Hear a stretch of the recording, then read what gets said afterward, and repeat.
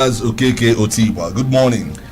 Yes, today on The People's Voice, we're taking a critical look at Governor Hope Uzodima's speech at the stakeholders meeting, which took place on Saturday. We're going to be looking at what he said on the area of education, health, welfare, security, and even job opportunities for the youth.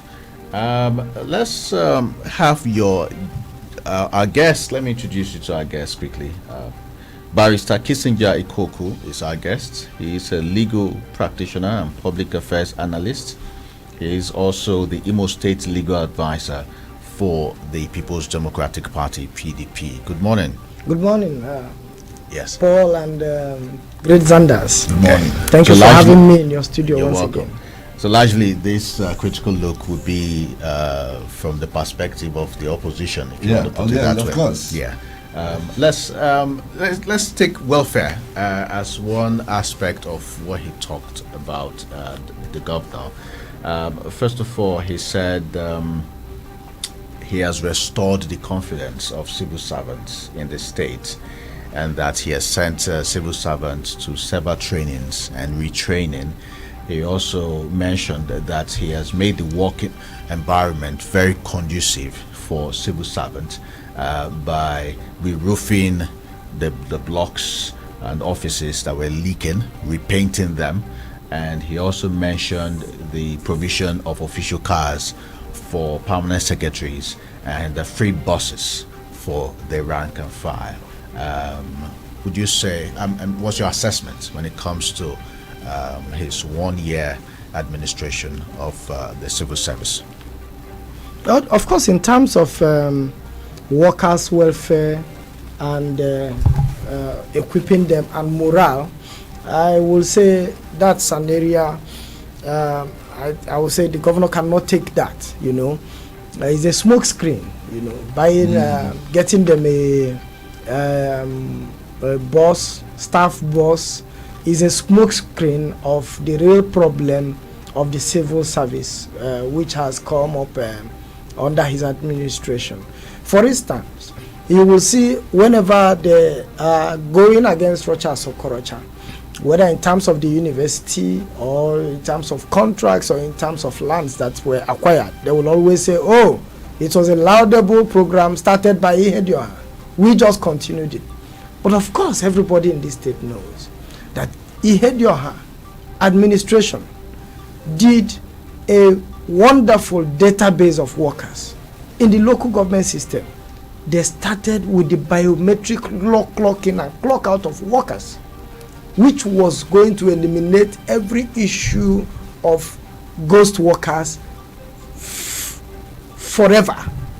You must clock in the morning and clock in the afternoon. It was a program that was not popular with the workers themselves. Are you saying it's no longer in existence? It's no longer in existence. They came in and said, oh, some organizations are still, some ministries, departments, and agencies of I am telling you that very data, they came and turned a blind eye. They didn't agree to work with it. On the pension scheme, you saw when the biometric database of the pensions were done, pensioners, when even those who were in the hospital bed, where they had to attend to them in their hospital bed, they got them until even it wasn't even a completed project. Those who were overseas were still being held in lieu that whenever they come in, they would do their biometric database. When this government came in, they left that very system and began to cite the old system before the Ihedioha biometric database. So in terms of equipping the workers, and again, when you continue to see that till date, there is robbing Peter to pay Paul, there are many segments of Imo workers who have not been receiving salaries since March last year.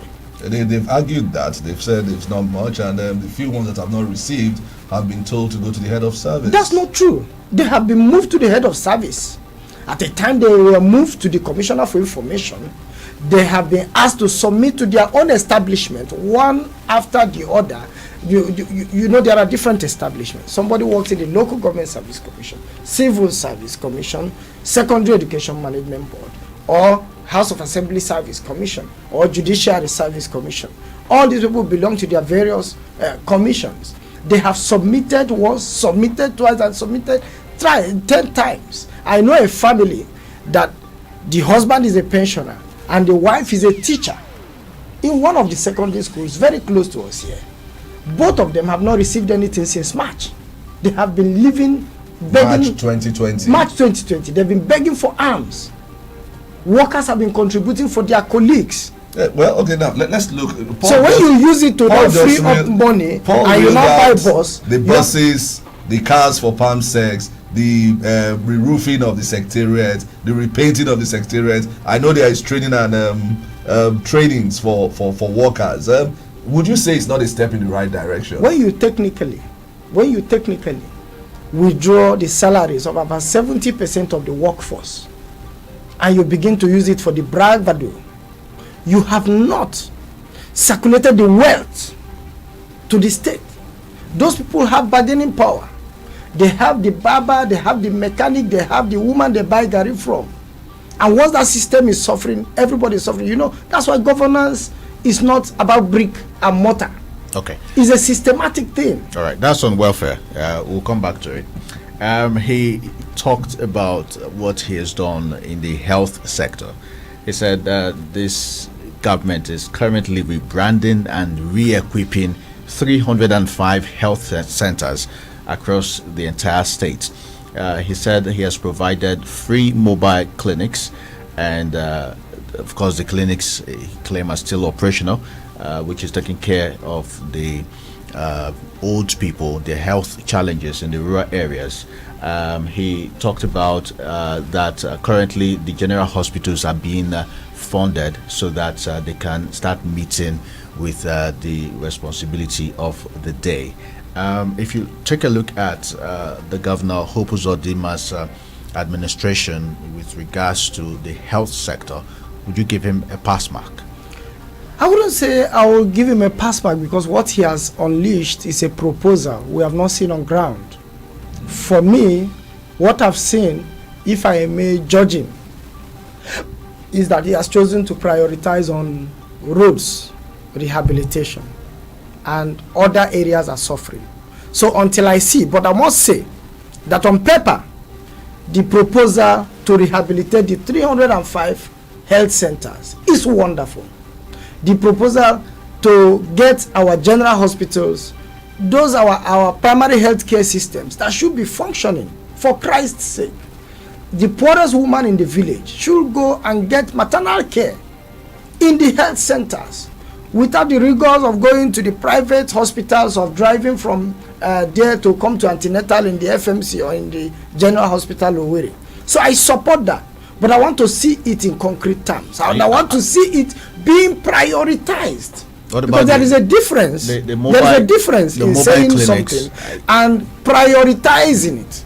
He should prioritize it, and let us see it. Apart from the proposal, that our health centers, the mobile clinics he mentioned, it's a moving. For me, I'm not a fan of the mobile clinic. That money for the mobile clinic would have gone into rehabilitation of about 3 or 4 primary health care centers, and would have been useful for the peasant people, the farmers, the local people in our rural areas. It would have been available for them. I'm not a fan. Those things are just half measures. They are just half measures. You know, you create an impression outside. You know, that was the first thing the Okorocha administration came. They launched what they call health at your doorsteps. But by the time they left, they were living. They were still building buildings inside the Econowa and the New Market as hospitals, without even completing the 27 modern hospitals. So the health at your doorsteps was all a smoke screen.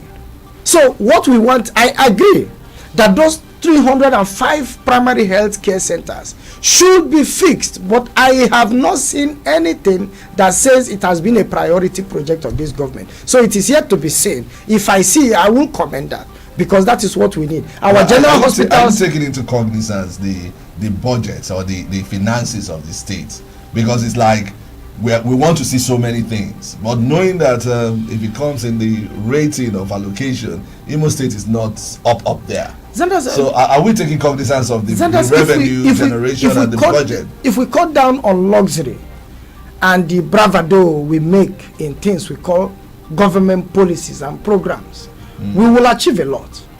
Like, yeah, they have started with that mobile clinic or whatever. That is difficult to maintain in a long term. It is difficult to sustain in a long term. You need to fuel it. You need to put diesel. You know, you need to keep it afloat. You need to manage it. Then it's a half measure. It's not a full measure. Like when you come to a community, you are rehabilitate their health center for them. Okay. It matters to the rural women so much, because that is where they can access affordable health care, and it doesn't matter to them what you're doing in Owerri. So let's bring down our time to the basics. These are the important things. I quite agree they are the important things, but I am demanding that we should make it a priority. We should make it a serious program. Okay. We have to talk on almost all the sectors he mentioned, so that we can engage callers. Let's quickly move to education. What Governor Hope Uzodimma said is that currently this administration is constructing ultra-modern primary schools in the 305 wards. 305 primary schools ongoing in terms of construction. He also talked about the re-engineering of the secondary schools to bring them up to standard. He mentioned the Imo State University having trying to rebuild it to bring it up to academic excellence. That's the word he used. And then he mentioned that the renaming and the introduction of a new university, which is now K.O. Mbadiwe, we complement the effort of the Imo State University. That much was said as far as education in Imo State for the 1 year he's been in office is concerned.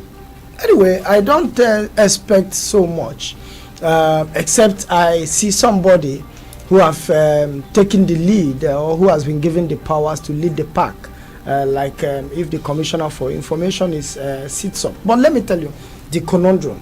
There's a problem we have. Each time an administration comes, they say they want to construct. They want to construct. They want to construct. But let me tell you, let me give you an example. In Imo State, our problem is so easy, but we have it, but we tend to, not to solve the problem. Every community in a particular time in the history of this state built a secondary school for themselves. Yeah, that's true. They donated land and built schools. And by reason of government policy, the schools were handed over to government and being run by government. And government ran all the schools aground. As I'm talking, you're seeing the mental picture of your community, or many community secondary schools, or comprehensive secondary school, or technical schools you have visited. You can barely see 2 blocks that are well functional. You can barely see an administrative building where the head, the principal, and the teachers can sit with motivation to give their best. Now, what is the problem? Each time the Hakim administration, build some three classroom blocks and left. Rochas Okorocha administration came and said, okay, I'm going to do precast in each ward. You saw how it ended up. It ended up, most of them were not put to use. Most of them were substandard because they weren't sustainable policies. I want to see a policy whereby an administration comes and says, out of these schools in these various local governments, I'm going to pick one and make it a model. Go to my ward, pick the one in Amarako or Eziama or Angara. Fix it totally. Let me give you an example. The communities took vast lands, even lands that are difficult for the students to even cut and keep healthy and make it habitable throughout 12 months of the year. It's difficult for the children to cut the grass. Now, what a government should do If you go to Lagos and see what is a school, you will see that it is 1/4 of the size of those lands. But you see that the buildings are habitable. They are well fenced, and they have two-story structures and good classroom blocks. So the school is not the largest part of the farm. It's not the largest part of the land. It's not the largest. Just go to Amaraku Secondary School to do your demonstration. Pick it, cut that land into 1/4, and do an administrative block in a rectangle shape. Get the basketball court, get the football court, fix it, fence it right round so that hoodlums will not continue to go there and destroy the classrooms. Let it have a gate. Do the administrative block where a principal and workers can be proud to sit down and work. Are you sure that's not what the governor is thinking of doing with his parties of building? Each time we will always do a half measure. We will always go and construct one and leave the larger problem. Let me give you one of the biggest problems. A principal does not have a vote if the rains or the storm removes a zinc. All right, hold your no principal has a vote to say, carpenter, please fix this. We're going to take some commercials now. We have not exhausted the things Governor Hope Uzodimma said on Saturday, so stay tuned. We'll be right back. 107.3 Darling FM, People's Radio. Yes, Mama. Good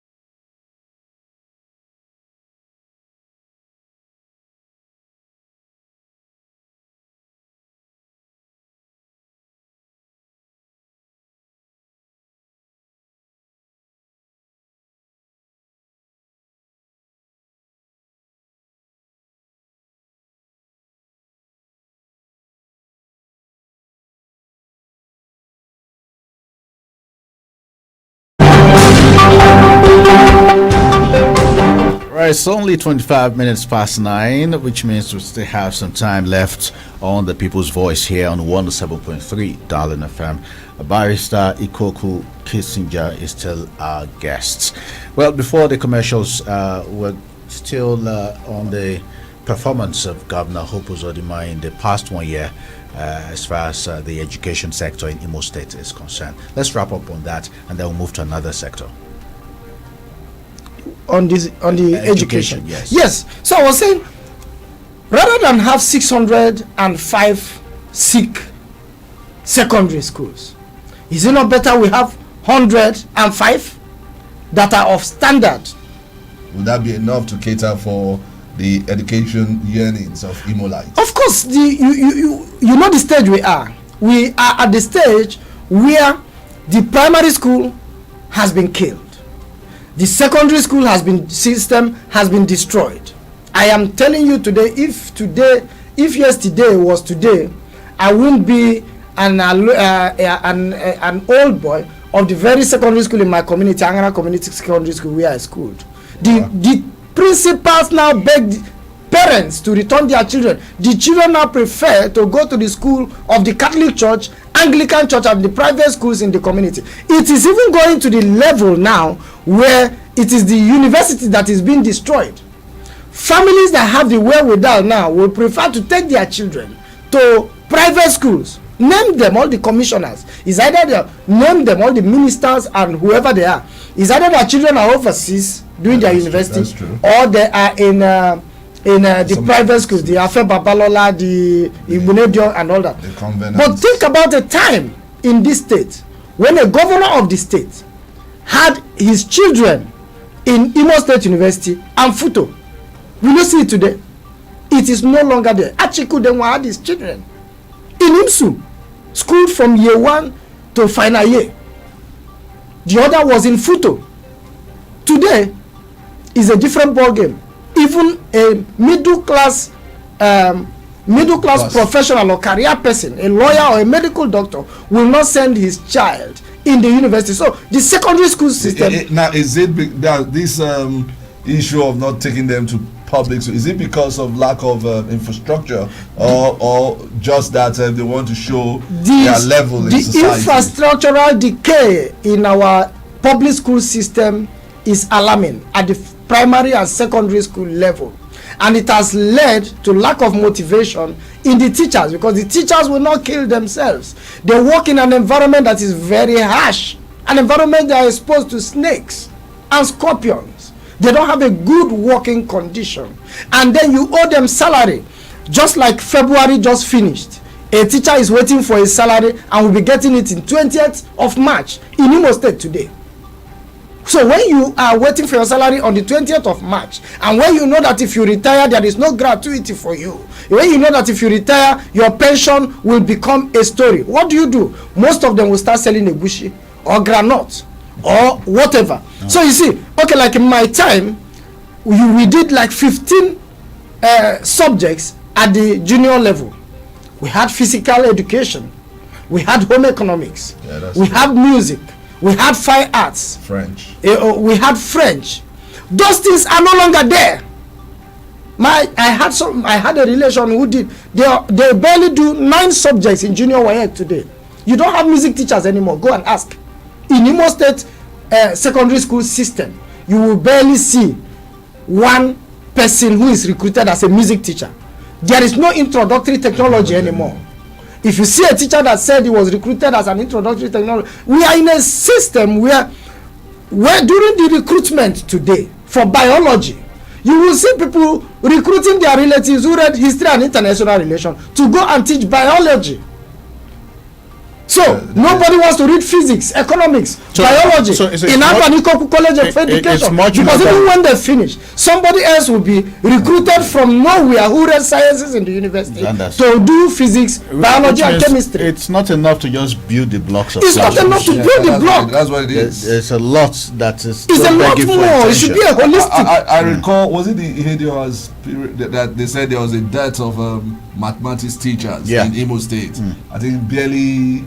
I can't remember the figure, whether 18 or 20 something. Even English language. State. Even English language. So people who read French, people who read agric are now being converted to teach English language in our public schools. You need to go there. Okay. Many secondary schools does not have economics teacher. All right. We'll not to talk of physics. Don't exhaust all the point yet. We're still taking a critical look at Governor Hope Uzodima's speech at the stakeholders meeting on Saturday. Let's quickly talk on security before we open the phone lines to allow callers join us. So what did he say? You see, a part of what he said was that this administration has assisted the police and other security agencies to provide over 100 well-equipped patrol vehicles.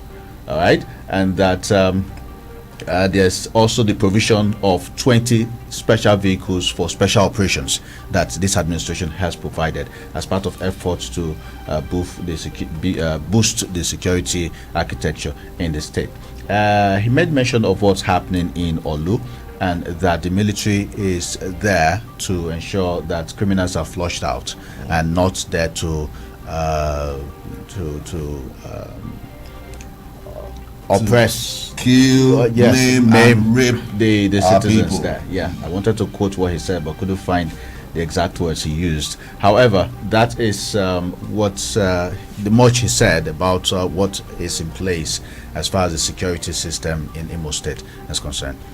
I want to agree that part of the reasons he called that stakeholders meeting, apart from the recent bubbling between him and Okorocha, was the security issue and the military intervention in Olu.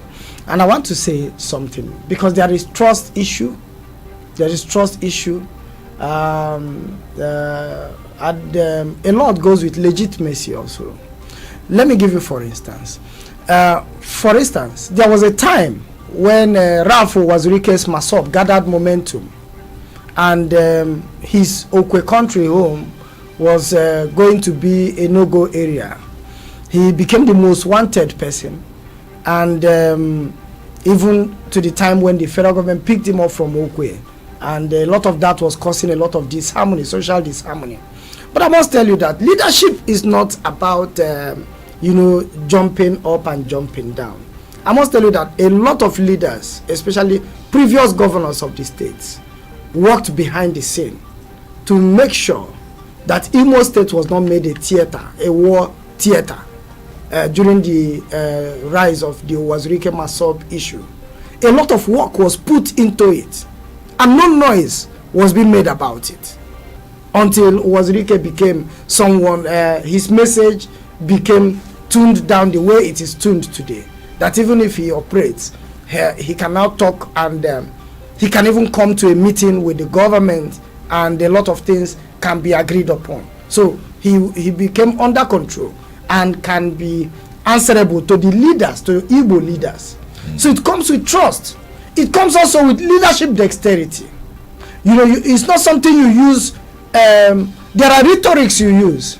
You can now have that position to bring the thing down and tune it down to a level that it can allow civil and communal living to go on. For instance, let me give you an instance. I continue to worry, and I've continued to ask the question, why did the ESN operation begin in Imo State? For instance, I know that there is a lot of cattle business in Ohaji Ebema, but I've not known it in Olu. Well, from our findings, they said during the during the Civil War, something like that. Yes. Olu didn't really see much of bombings and all of that. So there's this belief that it has some spiritual coverage, kind of. Anyway, probably that's why the ESN decided to go there. Anyway, but when they have pitched in our state, and our state became the first place in the southeast where they will now pitch frontally and begin to confront the security agencies. It will take some leadership dexterity to walk around the problem. If they have arms, for instance, which I now fear, I fear so much, because a lot of arms are now in the hands of private people or faceless people. People whom we do not know who trained them and who they are responsible to. It makes me worry, and I know it should worry any person. Yeah, the soldiers are there. It takes beyond the soldiers and the police. Let me give you an instance. No matter what you say, today, Olu and its environs are less policed.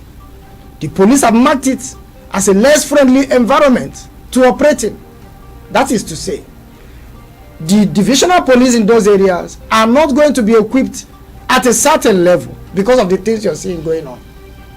But the reverse should be the case. They should be more equipped. Then police stations sited within communities to ensure civil and communal living are no longer willing, staff and men are no longer willing to operate in those areas, and that's a problem.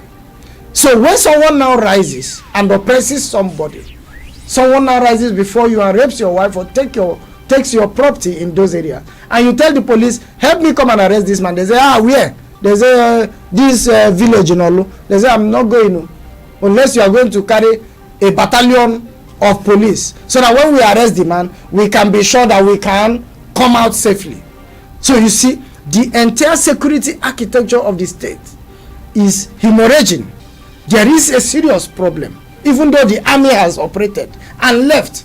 But tell a policeman to go to one village or one community and continue to work in that station, he'll tell you, no, I'm not going there. All right. Okay. So it will take a lot more. It will take leadership dexterity to walk around the problem. I hope you understand me. All right. It's not everything we can say on air. All right. You need to communicate. Hold your thoughts. We'll continue.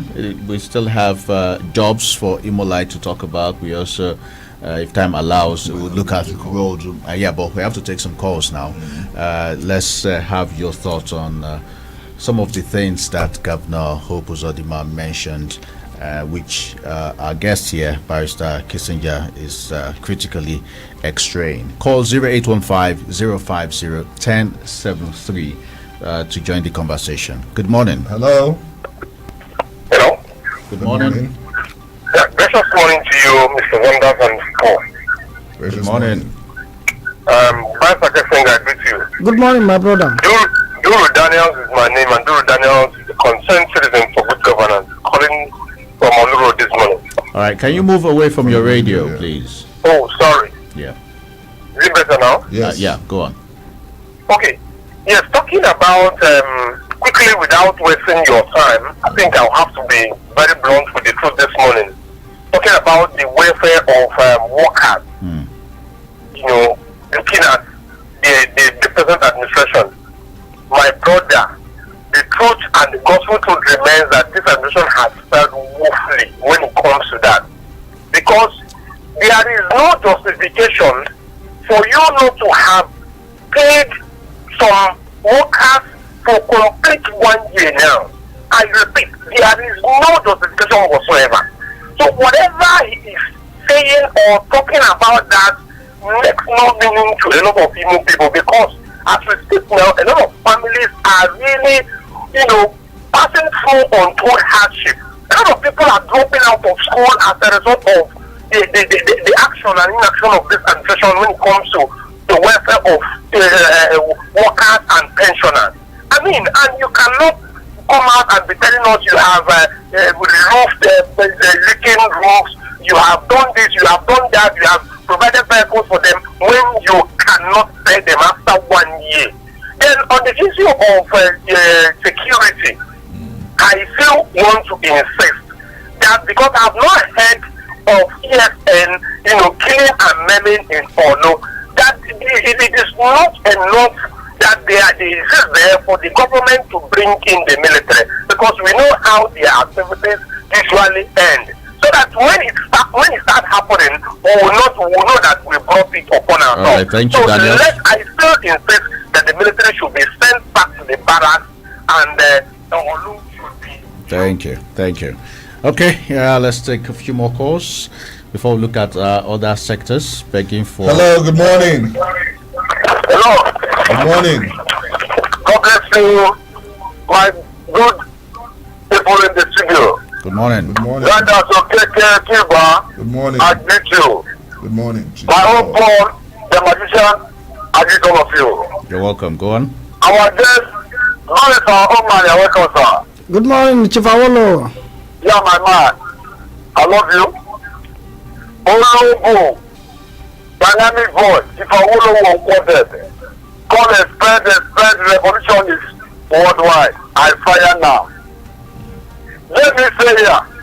The only notable program this government is now pursuing is that agenda that was started by the people's former governor. That's what they're making here. In case of bringing all illegal land taken out by any group. This is former governor, this is former one. It was started by the former governor, our governor. That's what they're making here. That's the only program this governor is following now. I want to tell you, when you talk of insecurity, if he became on board, this governor also never came on board. Insecurity has taken the highest stage. I want to tell you, the don't talk of when our man, governor was there, insecurity was nowhere to be seen. That is that one of the making it one. Again, you talk of the welfare workers and pensioners. Man, that is terrible. What workers in my neighborhood are coming to me to talk on radio before God and man. 1 year now, and the senator was an open since he came on board. And the company has been expecting the offices and water, 20, giving water to some of the family secretary. When the workers are trying, investigating this was the office now, workers are not paid. And you're clapping hands. Very unfortunate. All right. I want to tell you, most people are not happy with this government. Okay. I'm not police officer. Sorry, sir. Because of time, you already did 2 minutes over and some seconds. Let's take another call. Hello, good morning. Good morning, Paul and Zandas in the studio. Good morning. Good morning, Barrister Kissinger, my good friend. Good morning, my My brother. name, of course, is Chief Judo Baja that we usually call from Duchis in Imo State. Wow. Talking about security in our new area, I do not think it is appropriate for any reason, at least haven't come from our zone, for the governor to deploy soldiers there, because it's in the presence of soldiers. I mean, it still fears into the minds of the citizenry.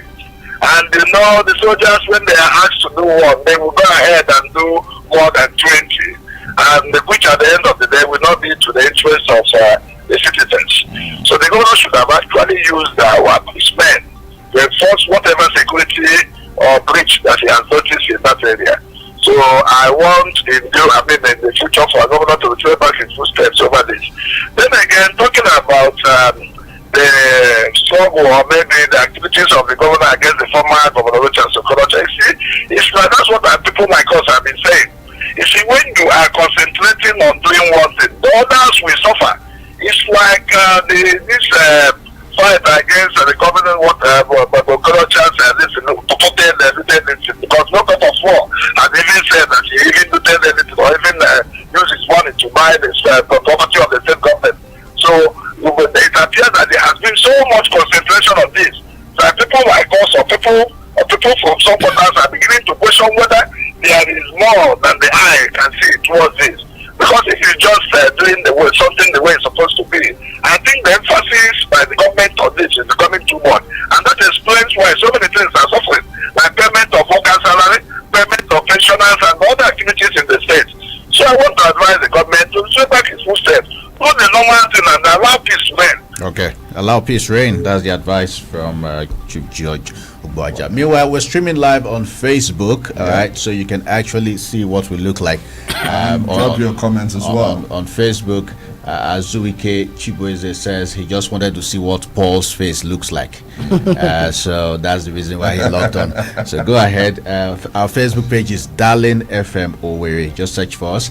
The Twitter and Instagram handle is at Darling FM 1073. All right, follow us and you have us on the go. Let's take one more call and then we'll look at job opportunities for Imo State and what the governor said on Saturday concerning that. Hello, good morning.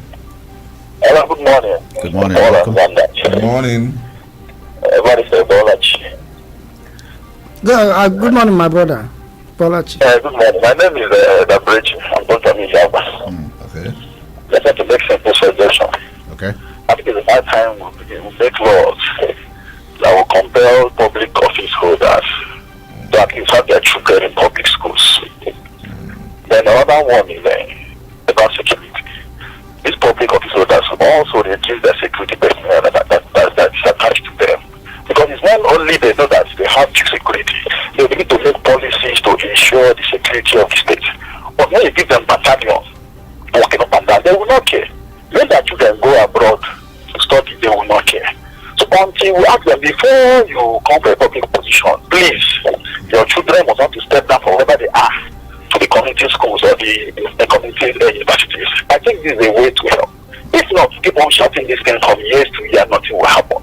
May God help us. May God help us. All right, on Facebook, Azuwike Chibueze says, okay, we already took that message. Let's take this one, which... Is it Chibike? Yeah, did you see that one that was talking about the mother? My mother is a primary school teacher since March last year till now. She has not received Salah, not to talk of Re. And she's after teaching. Going for the so-called verification and re-verification more than 15 times. Okay, let's spend the next 1 or 2 minutes having your assessment on job availability for the youths. Governor Hope Uzodimma said that yes, this administration has embarked on skill acquisition and that at least 500,000 youths have been built to benefit from a multi-billion naira youth intervention fund program, which we've seen 10,000 of them get trained and empowered, and that more youths will tap into the funds and the skill acquisition. Just a minute or two on job creation for the youth in Imo State since this administration began. You see, when we talk about administration, and people think it's about fixing a road or building a hospital, they don't know it's a holistic thing. When within the 7 months and 2 weeks, right, Honorable Emeki Hedioha stepped on saddle as the governor of the state, do you know what he did? He began to activate partnership programs that will attract funds into the state. He paid more counterpart funding for the UBEC scheme, which the first phase of the contract for the UBEC contracts, 300 and something schools, all over, scattered all over the state, would have work had commenced. This government came and stopped it because they felt there are vestiges. The contractors are vestiges or beneficiaries of the Ihedioha or PDP administration. And they didn't know that exhausting that very fund and being true to it because of the counterpart funding paid, Imo would have been ready for another set of hundreds of schools again in this January. Now UBEC has called back the funds. Those funds will no longer come into our state, because if that fund comes in, how does it create employment? The man who sells cement benefits. The man who does labor benefits. The engineer benefits. And you see that money will sink in. And again, people will not benefit from the structures. The second set would have been ready. He also paid the counterpart funding for the World Bank ramp project. After that ramp, there was another one. Once you fulfill that one, it's a World Bank project. It's about 20 billion or 18 point something billion. So when you hear Okorocha say he left 40 billion, when he said he will hand over 40 billion, he meant the World Bank fund and the UBEC fund was constituting almost 25 or 27 billion of that money. Now, we're due for another comment. The ramp projects. Just hold your thoughts. We'll be right back. Stay tuned, please. 107.3 Darling FM. The People's Radio. 107.3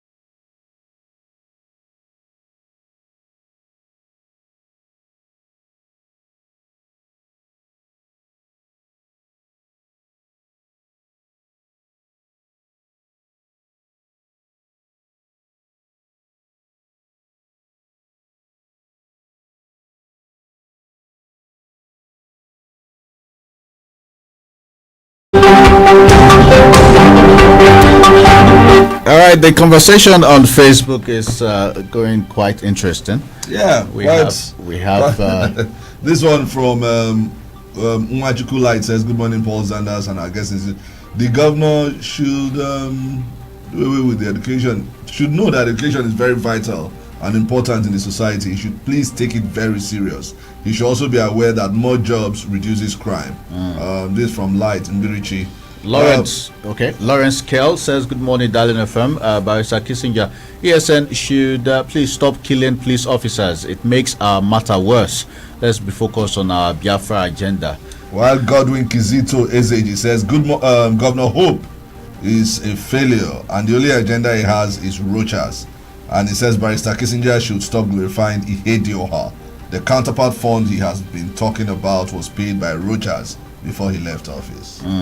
And you already took that off Wachiku Light? Yes. Okay. So Larry Wonke says kudos to us in the studio. All right.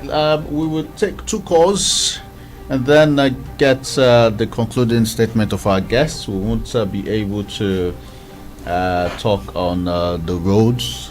We could not mention the roads. And I know we've not exhausted the conversation on jobs. But this is the much our time will allow. Let's take just 2 calls on all that has been said so far. Good morning. Good morning. The name of where you're calling from? Yeah, this is Aaron Edwin calling from Umbese Road. All right. Make it brief. Good morning, Barrister Kissinger. Good morning, my brother. Yeah. I want to speak on the issue regarding sending soldiers to Olo by our governor. If you love your children, your own people, it does not matter what they do to you. There are things that they will do. You will bring them in-house and find a way to resolve that matter and throwing them out to the public. The action of the governor, I see it as exposing his own children, his own people to the public, exposing them to dangers of army. And outside the ESN, there are other people that were negatively affected by the presence and activity of the soldiers in our law. So the action of the governor is never a welcome one. There are ways to resolve insecurity matter and other things. Okay. Like what is happening in the farm north cannot be used to compare what is happening in our law. All right. Thank you. All right. Let's take one more call. Okay. Yes, let's squeeze it in. I have some comments on Facebook I also like to throw in before we take this the final statement from Barrister Kissinger. Good morning. Good morning. Good morning. Good morning. Your name or where you calling from? We can barely hear you. I can't carry lesson for the way you are. Okay, but your voice is very low. Okay. All right, go ahead. Okay, you see, I can't tell the parents about the rest of the children because the area situation. You see, in most of the time, he mentioned about or something of health workers. You see, our government should have used all these, some of these hospitals and areas. Because the way they were calling global transmission and this and that, it's not an issue. Focus has finished everything in this very place. Are you talking of university? Are you talking of road? Are you talking of service? Are you talking of school hall or primary school? The only option left for this party work is road. But he has the people workers. But the government is unable to do that. Tell me any other thing that is important to this very state that is not has not been done by road. Okay. All right. Thank you. Thank you. All right. Quickly on Facebook, Emeka DK is saying, I just want to comment on what Barrister Ikoku is saying about job creation. He should give the credits of job creation to Rocha Sokorocha and not Emeka Hejia. How can he forget that Emeka Hejia planned to sack the workers employed in 2017? Governor Hope is right to bring in the army, but wrong in not paying salaries. Okay. Ubong Jimmy says, Igbo state leaders should be responsible. If you take a tour to different states in the federation, especially in the southeast, you will see that Imo is lacking behind in terms of road. While Krimbe says, let's talk about the Imo Youth Center training. Aftermath of the NSAS protest, the governor engaged Imo Youth on month entrepreneurship training. He promised in 1 week after training he would disburse. Remember, the youths marched on white tops and blue trousers to the government just after the training, right in front of the media. The governor made that promise, but till now the youths haven't seen anything, no alert. Okay. I won't be able to take any more messages, but keep the conversations ongoing.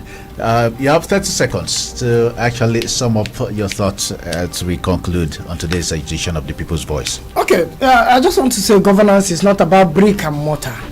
Anybody who is sincere can pay a contract for a road and supervise it and see that a good road is done. But then there are many things, just like you're talking about job creation. You talk about trust. When the leadership is trusted, global and international partners will bring their funds.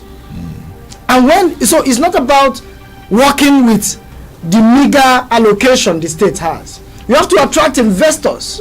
You have to, like, under Ihedioada, Imo State began to regain the trust of global partners. World Bank, DFID, USAID, you would have seen many of them crystallize in about 2 years. Now, since they are copying the Ihedioada blueprints on roads and all the judicial panel of inquiries, how, you know, administrative dexterity, they should copy it in every other thing. Apologize to UBEC and bring back that fund and allow the workers to access their fund so that Imo State can continue to benefit on the counterpart funding. In UBEC, why not allow the World Bank ramp project to go on? Why not attract a lot of investors? These are good things that will come into Imo State, that when you do them, it will create employment for massive population. And our youth will benefit. What about the Imo State Sports Commission? All right, we won't be able to talk about that. Barrister Kissinger Koku is a legal practitioner, a public affairs analyst, and he is the Imo State legal advisor for the PDP. So if he was very supportive of the PDP administration, that explains it. He's a politician by association. That's true, but we want the good for Imo State. That's right. Yes. Thank you. I am Paul the Magician. And I'm Zandas Okeke. Let's bring you the news headlines. Thank you for staying tuned. Good morning.